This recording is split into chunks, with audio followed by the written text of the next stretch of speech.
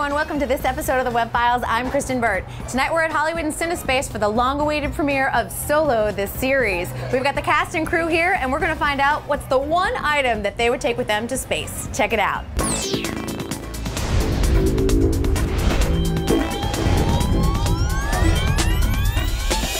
All right, Jonathan Nail, it's your big night. How do you feel? Ecstatic, ready to explode. So tell everyone about Solo, the series. Okay. 10 words or less. Can you do it? 10 words or less. Here it is. A guy gets chosen to go to Mars as part of a reality series. 36 days into the launch, they cancel the show. That was like 15. That's good enough. That's pretty good. Yeah.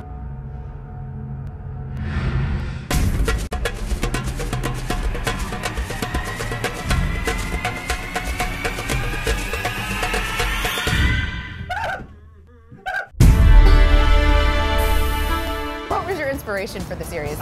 People like Bernie Sue and all the other, he's the first one in my mind, but also Hayden Black too. It's like I'm watching their series and I'm getting inspired by them, thinking, well, how come nobody's writing me a series? And then my friend says, nobody's going to write it unless you do. That's right. And then I write something near and dear to my heart. I'm a big fan of Hitchhiker's Guide to the Galaxy, and I've always been inspired by space, and I thought, I want to put somebody in the most absurd situation possible, and let's tie it in a little bit more with the reality series gone way too far, way too bad, and booyah. Booyah, I like it.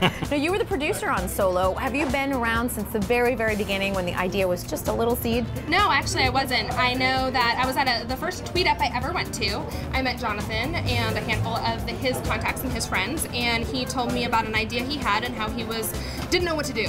And I said, you know, take your money and make a few really good episodes. You know, don't worry about spreading it across an entire season. Let's just make something really good and show the world. So that's what we did. Hi. Welcome back to the Web-Files, actually. Yeah.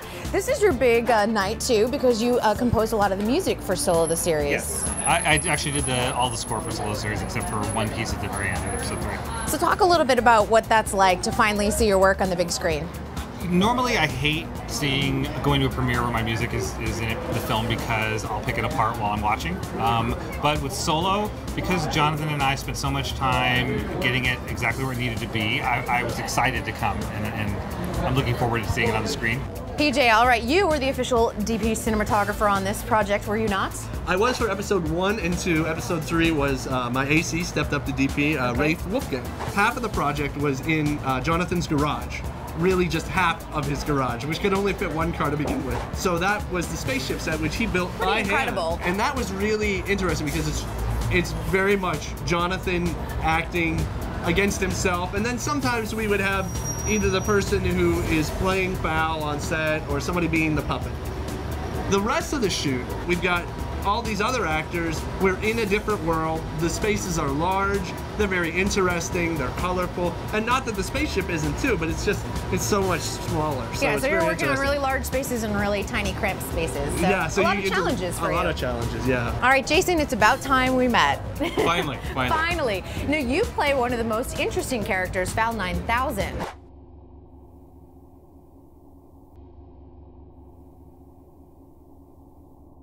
Good morning, loser.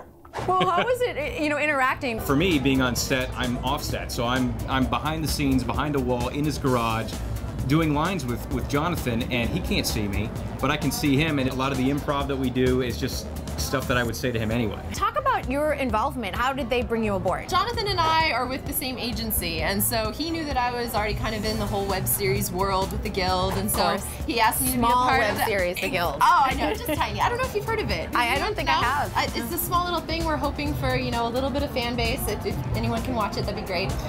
Yeah, so he asked me to come aboard Solo, and I read the script, and it was so funny, and so I was so happy to be a part of it. And what's really interesting is that your interaction as husband and wife is from afar, because he's off in space and you're home. Exactly. Sweetie? Shut it. You do not have the right to talk. The bank called today. We are losing our home, Scott. How could you do this to me? Your actions have left me penniless, shoeless, you selfish son of a whore. Well, Melissa, welcome to the Web-Files, and congratulations on the series. You know, it's really interesting. Your character is part of a little trio that really plays well off of each other. It's a round-trip ticket, but Scott has to make it to Mars first to make the trip home. So my idiot husband is stuck on this trip. Yes. Because you're the girl to 2 other guys.